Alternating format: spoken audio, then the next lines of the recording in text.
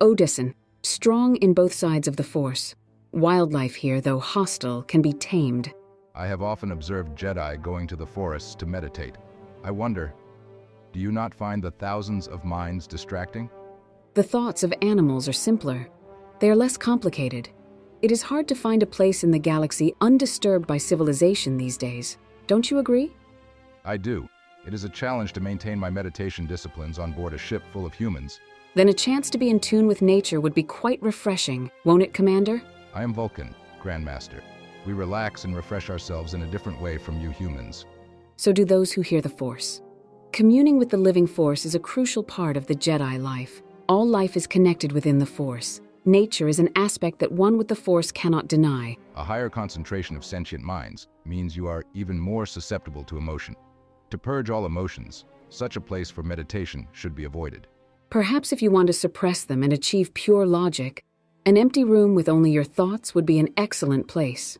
Fear, anger, and hate are a Jedi's enemy, but hope, joy, and love, they give peace. Emotions are often volatile, even more so on an untrained Vulcan mind. Logic offers us a serenity that humans seldom experience. Serenity in nothingness, yes. But what about serenity in the midst of chaos? Even logic has its roots in the chaos of nature, do they not? Serenity in chaos is an oxymoron. One cannot confide in both logic and emotion without negating the other. He must choose between the two. Music and song produce sounds pleasing to the ear. They can arouse joy in the heart, yet their harmonics can be broken down and studied for their mathematical properties. There is a thread that ties the mind to the heart, more than one might realize. But when the soul is free from the body, it is no longer bound to the physical world, and therefore emotion is no more. Becoming one with the Force does not remove one from the feelings universal to every living being.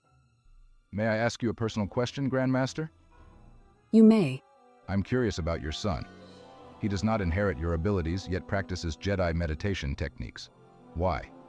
Why did you experiment with your emotions in your earlier days as a junior officer, Commander?